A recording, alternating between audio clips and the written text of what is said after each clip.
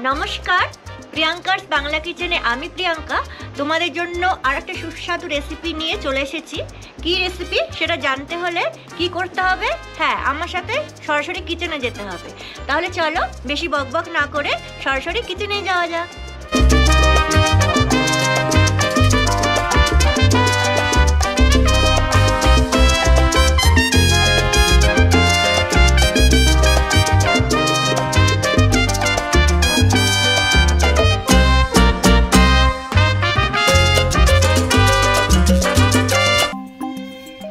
এসে গেছি কিচেনে, আর তোমাদের সাথে আজকে শেয়ার করব একটা মর্নিং ড্রিঙ্কস, বিট গাজরের জুস।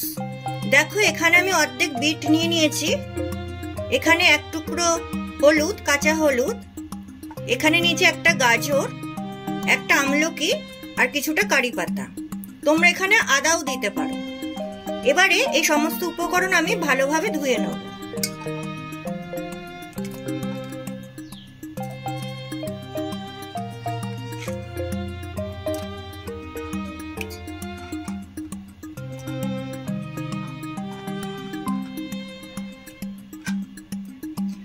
আর কারি পাতাটা আমি কাঁচা অবস্থায় ভালো করে ধুয়ে শুকিয়ে রেখেছিলাম।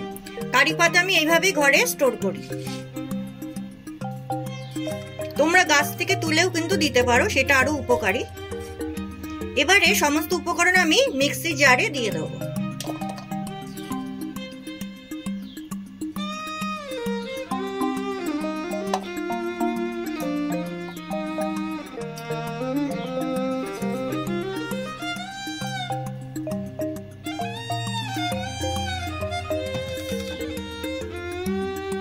কারি পাতাগুলোও দিয়ে দেবো।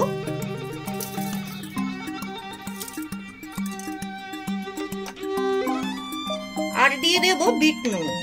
এটা তোমরা নাও দিতে পারো, আমি দিচ্ছি।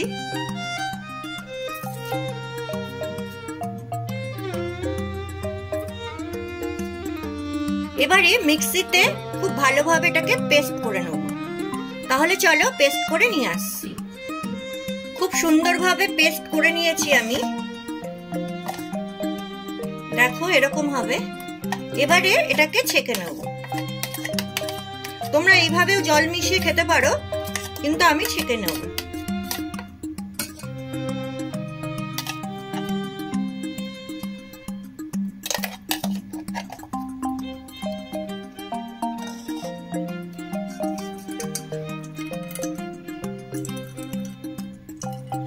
এইভাবে যতটা সম্ভব জুসটাকে বার করে নেবে।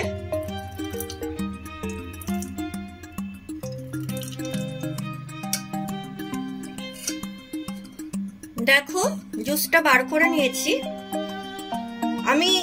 এর মধ্যে এবারে 1 গ্লাস জল মেশাবো, হাফ আছে, আর 1 গ্লাস জল আমি এর সাথে মিশিয়েছিলাম।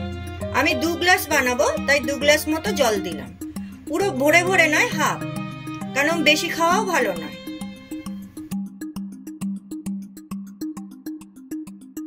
এবার তোমরা যত গ্লাস জুস বানাবে তত গ্লাস জল দেবে। চলো এবারে গ্লাসে ঢেলে নিই।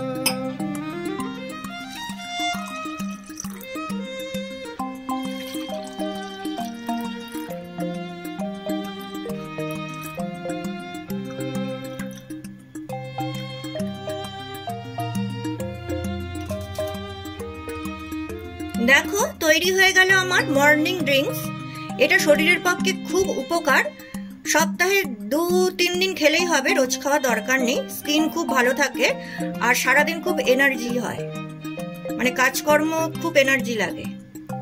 তা তোমরা কিন্তু এটা বানিয়ে খেতেই পারো। তাহলে আমার এই রেসিপিটা কিরকম লাগলো অবশ্যই জানিও। আর যদি ভালো লেগে থাকে তাহলে প্লিজ লাইক করো, কমেন্ট করো, শেয়ার করো। আর যারা এখনো সাবস্ক্রাইব করোনি তারা প্লিজ সাবস্ক্রাইব করে দিও, আর পাশে থাকা নোটিফিকেশন বেল আইকনটা ক্লিক করে অল করে দিও। তাহলে যখনই আমি এরকম নিত্য নতুন কোনো রেসিপি তৈরি করব, সবার আগে সেই মেসেজ পৌঁছে যাবে তোমাদের কাছে। আর যারা আমার পেজ প্রিয়াঙ্কার বাংলা কিচেন থেকে দেখছো, তারা প্লিজ পেজটাকে শেয়ার করে দিও, ফলো করে দিও। তাহলে চলো আজকের মতো বিদায় নিচ্ছি। আবার অন্য কোনো দিন ফিরবো অন্য কোনো নতুন রেসিপি নিয়ে। ততক্ষণ ভালো থেকো, সুস্থ থেকো।